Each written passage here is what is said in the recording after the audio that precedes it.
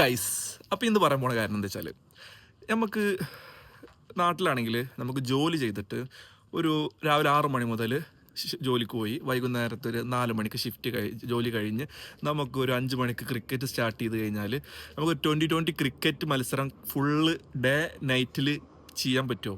പറ്റില്ലല്ലോ. പക്ഷെ ഇവിടെ എങ്ങനെ വെച്ചാൽ നമുക്ക് രാവിലെ ഷിഫ്റ്റിന് പോയി 6 മണിക്ക് ഷിഫ്റ്റ് തുടങ്ങി 2 മണിക്ക് ഷിഫ്റ്റ് കഴിഞ്ഞ് വീട്ടിൽ വന്ന് ഫുഡൊക്കെ കഴിച്ച് 5 ടു റെസ്റ്റൊക്കെ എടുത്ത് 5 മണിക്ക് ഗ്രൗണ്ടിലെത്തിയ 6 മണിക്ക് ക്രിക്കറ്റ് തുടങ്ങും. 20-20 രണ്ട് ടീമിൻ്റെയും ബാറ്റിങ്ങും ബോളിങ്ങും കഴിഞ്ഞ് ടീം വീട്ടിലെത്തിക്കഴിഞ്ഞാലും ഇവിടെ ഈ ഈ ഈ ഇല്ലേ ഈ വെളിച്ചുണ്ടാവും.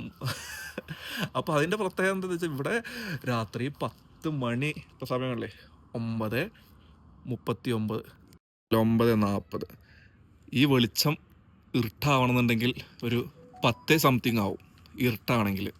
ക്രിക്കറ്റിനെ കുറിച്ച് പറഞ്ഞല്ലോ. ഇപ്പോൾ ഞാൻ ക്രിക്കറ്റ് കളി കഴിഞ്ഞിട്ടാണ് വരുന്നത്. പക്ഷേ ഞാൻ കളിച്ചിട്ടില്ല.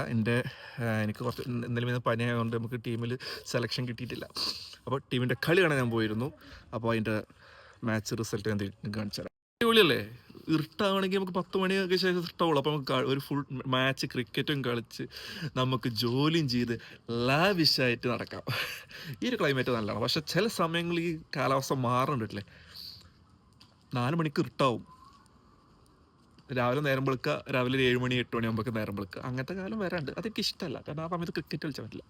ഈ സമയത്ത് ക്രിക്കറ്റും കാര്യങ്ങളും നമുക്ക് ക്രിക്കറ്റ് മാത്രമല്ല നമുക്കൊന്ന് എല്ലാം അല്ലേ കോട്ടൊക്കെ ഇടാതെ എങ്ങനെ നടക്കണമെന്നുണ്ടെങ്കിൽ ഈ ഒരു കാലം തന്നെ പറ്റുള്ളൂ. എന്നും ഈ കാലമാണെങ്കിൽ എന്ത് രസമായിരിക്കും. അപ്പോൾ പുതിയ വീഡിയോ ആയിട്ട് വരാം. അതുവരെ എല്ലാവരും വെയിറ്റ് ആൻഡ് സീ.